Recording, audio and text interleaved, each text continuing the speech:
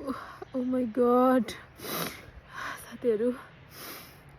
कस्तो आपत आइलाग्यो मेरो स्कुटी बिग्रियो रुनु कि हाँस्नु भयो यस्तो बेलामा के गर्ने भएर म भिडियो बनाउँदैछु पुरै पानी परे जस्तो छ सिप परेर यो चाहिँ म बाहिर राखेर भएको हैन है म अघि भर्खर घरबाट आएर आउँदै गर्दा यस्तो भयो सो म चाहिँ माथिबाट आएको थियो अनि ओह्रालोमा त मैले जसो लिएर आएँ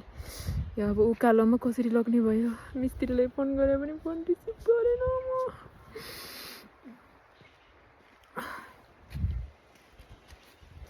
मेरो स्कुटी कति माया लाग्यो मलाई कसरी छोडेर आएको मैले यहाँ मम्मी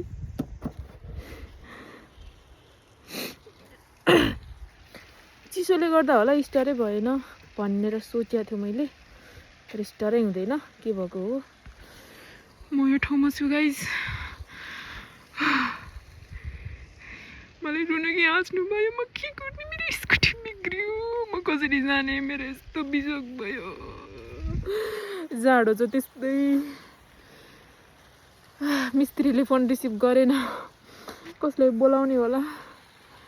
भगवान कस्तो आपत आइलाग्यो यस्तो बेलामा रुनु कि हाँस्नु म पुरै यो आँखाको परेलोमा पनि चपक्क यस्तै बसेको थियो तर मैले फुसिसकेँ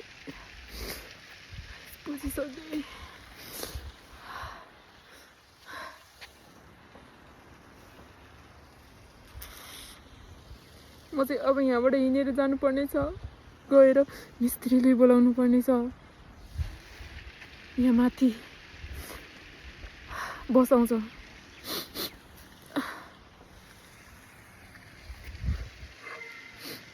यस्तो आपत त मेरो शत्रुलाई पनि नपरोस् गाइस हजुरहरू मेरो भिडियो हेरेर इग्नोर नगरिदिनु ल प्लिजहरू मलाई लाइक भए पनि गरिदिनु मलाई कस्तो रुन मन लागिरहेछ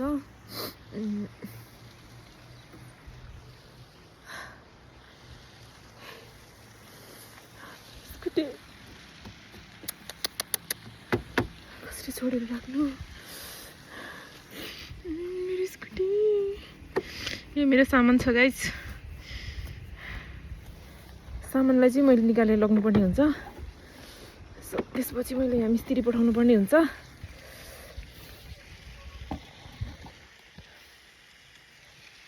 मेन कुरा म यहाँबाट जानुपर्ने हुन्छ अब यस्तो छ है लगभग 8:30 भइसक्यो होला हाम्रो ठाउँको अझै टन्न के भन्छ यसलाई हुसो कुहिरो त्यही भन्दा पनि अँध्यारो चारैतिर डुम्म भइरहेछ जाडो छ त्यसमाथि मेरो स्कुटी यहाँ बिच बाटोमा बिग्रिरहेछ मम्मी साह्रै दुःख पायो